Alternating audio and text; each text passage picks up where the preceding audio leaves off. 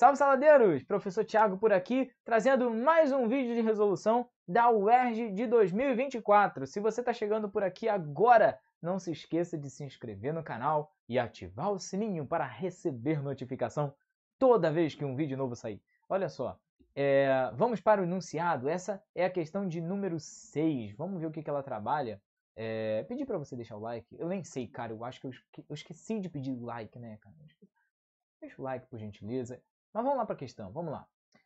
Na produção de alguns explosivos, são empregados propelentes de clorato de potássio, substância que pode ser substância que pode ser obtida por meio da seguinte sequência reacional. Então temos ali um processo que acontece por etapas, certo? Na primeira etapa a gente tem o dióxido de manganês com o ácido clorídrico, formando cloreto de manganês, água e o gás cloro. Depois, na próxima etapa, esse gás cloro é tratado com hidróxido de potássio, e aí a gente tem a formação de clorato de potássio, cloreto de potássio e água. Bastante coisa, né? Ele quer o clorato de potássio, né? Então tudo isso aí é para obtenção do clorato de potássio, que é esse camarada, o KClO3, esse camarada aqui que surge na etapa 2.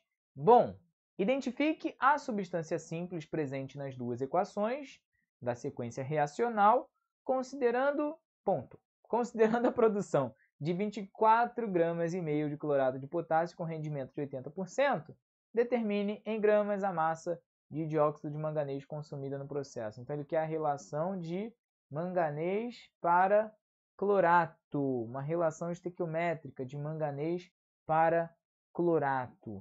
Bom, primeira coisa, a substância simples é bem tranquilo da gente fazer, né? Qual é a substância simples aqui, ó? Vamos relembrar. Substâncias simples são aquelas que só têm um elemento químico na composição. Pode ter mais de um átomo, claro, mas desde que esses átomos sejam 2 ou 3 ou 4, sejam do mesmo elemento. Então, quem a gente considera substâncias simples? Gases diatômicos, como é o caso aqui, metais, grafite, por aí vai. É o cara que a gente tem aqui, o único cara que a gente tem aqui é o Cl2, o gás cloro. Ele está presente tanto na primeira etapa quanto na segunda. Então é a substância simples, Cl2. Não coloca só Cl não, hein, galera? Toma cuidado. A substância é Cl2. Aí agora para a gente fazer essa relação estequiométrica ali entre o clorato de potássio e o dióxido de manganês, a gente precisa entender como que essa reação, ou como essas reações, né, como essa sequência reacional, ela funciona globalmente falando. Por quê? Por que isso? Por que isso? A equação de cima ela serve para produzir Cl2, certo? Só que se você observar, na equação de cima, como ela está aqui, só tem a produção de 1 mol de Cl2. Então, se a gente tiver 1 mol de dióxido de manganês, a gente só vai ter a produção de 1 mol de Cl2. Só que lá na equação de baixo aparecem 3 mols de Cl2. Então, a equação de cima ela precisa ser triplicada para chegar na quantidade molar, na quantidade de matéria necessária para a reação de baixo acontecer. Senão ela não acontece na proporção sugerida, na proporção desejada. Então, de novo, na produção da reação de cima, a gente tem ali a formação apenas de 1 mol de gás cloro, sendo que na reação 2, nós temos 3 mols de gás cloro que são necessários para a produção de 1 mol de clorato de potássio, que é o que ele está querendo, que é esse sal que é formado aqui. Então, se a gente quisesse relacionar dióxido de manganês com clorato de potássio, a gente precisa ver qual é a relação estequiométrica global disso daí. Há duas maneiras de serem feito isso. Ou a gente faz a equação global mesmo, pegando a primeira, somando com a segunda, ou a gente só faz pela lógica, que eu acho, inclusive, mais fácil da gente resolver isso através de uma de uma pequena lógica do processo do que fazer a equação global, reescrever, porque ele não pede a equação global. Se ele pedisse a equação global, ok, vamos fazer, mas ele não pede. Então, o que a gente faz? Pô, se para formação de um mol, a gente quer, ó, vamos fixar esse desejo aí da questão. Ele quer 1 mol de KClO3. É o que a gente vai colocar aqui na proporção estequiométrica. 1 mol de clorato de potássio. Para 1 mol de clorato de potássio ser formado, a gente tem que ter 3 mols de Cl2.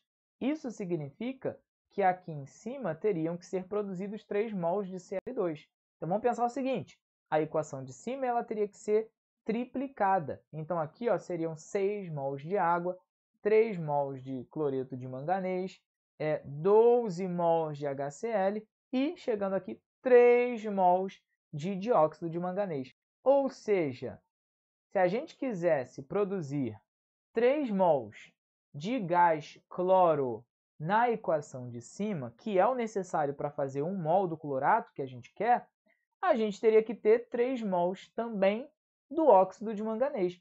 Então, ó, linkando uma coisa na outra, para produzir 1 mol de clorato de potássio, precisamos de 3 mols de óxido de manganês. Mais fácil do que ter que reescrever todas as duas equações, né? Todas as duas equações para fazer a global. Agora, cuidado, né? Se a questão pede a equação global, faça a equação global. Se ela não pede a equação global, não faça a equação global, porque vai te tomar tempo. Como é que você faria a equação global aqui? Primeiro, você teria que multiplicar todos os coeficientes de cima, como eu fiz, por 3, justamente para igualar o produto que é formado lá em cima e é um reagente na equação de baixo, que é o gás cloro. Igualando essas quantidades molares, a gente estaria cancelando uma dessas etapas ali, que é a produção de gás cloro. Ele sumiria da nossa equação justamente porque ele é uma espécie de intermediário. Ele é formado na primeira, mas ele é consumido na segunda. E aí a gente multiplicaria todo mundo de cima por 3, depois ia cortando, né, até ver o que resta. Só que é um processo longo para o que a gente quer. O que a gente quer aqui é uma parada mais rápida, mais direta. Então não precisa fazer essa relação toda. Então a gente já tem uma relação aqui em termos de mol que a gente pode passar para massa molar. A massa molar aqui do dióxido de manganês vai dar, né, o manganês é 5,5, 32 aqui, então vai dar 87. 87 gramas se a gente considerar 1 mol. Só que são 3 mols de manganês nessa relação de massa aqui. Então, a gente multiplica esse valor por 3. Do lado de lá, aqui a gente tem 35,5, 3 vezes 16, a massa do clorato de potássio vai dar 122,5. Em termos de UERJ é isso mesmo, porque o UERJ arredonda uma coisinha ou outra ali na massa molar, né? Então, 122,5 gramas. É 1 mol só na proporção que a gente quer. Então, a gente não multiplica por nada, multiplica por 1, mas não precisa. Só que esses não são os valores reais de massa, são os valores de massa molar, considerando a proporção estequiométrica da reação global, que é o que a gente fez ali em cima. O valor de produção que ele tem é 24,5 de clorato de potássio. Então, aqui, olha, a gente tem 24,5 gramas de clorato de potássio. E do lado de cá é o valor que a gente quer, o valor X. Mas pera aí, Thiago, pera aí.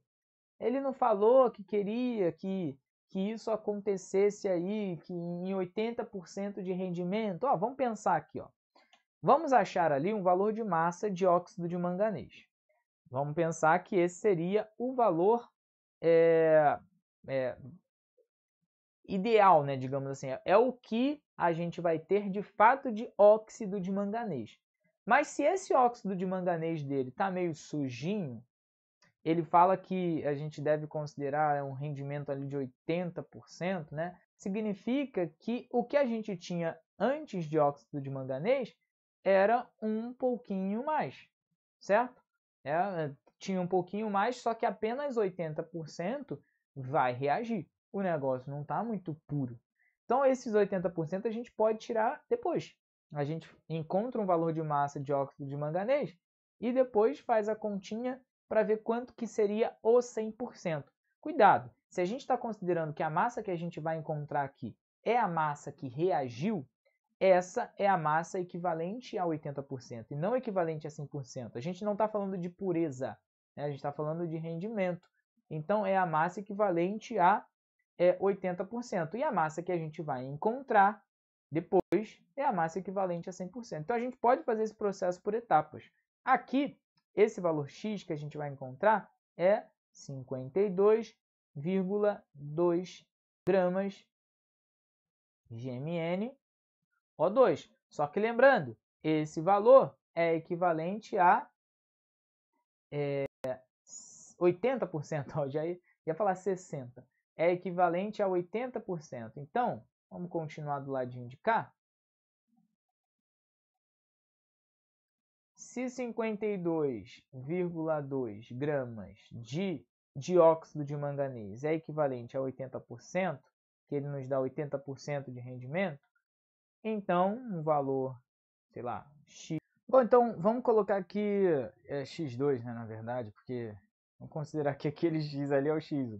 Bom, X2 então vai estar para 100%. É aí que a gente vai descobrir a massa real. Considerando os 80%, a gente já descobriu que é a massa que reage. Reage a massa dos 80%. A gente poderia ter feito esse pequeno cálculo antes também. Então, esse valor aqui vai dar 65,25%. Tá atrás de mim, né? 65,25%. E aí a gente fechou a porcentagem pedida na questão. Resolvemos tudo que ele pede, né? Ele pede, né, para determinar a substância simples, né? Identifica as substâncias simples. Com rendimento determina em gramas a massa. É isso aí, então resolvemos a questão. Deixa eu abrir aqui para você tirar o print. E valeu por ter ficado até aqui com a gente. Segue a gente lá no Instagram, não se esqueça de se inscrever aqui no canal, ativar o sininho, deixar o like no vídeo. Valeu, tira o print, fui, beijão!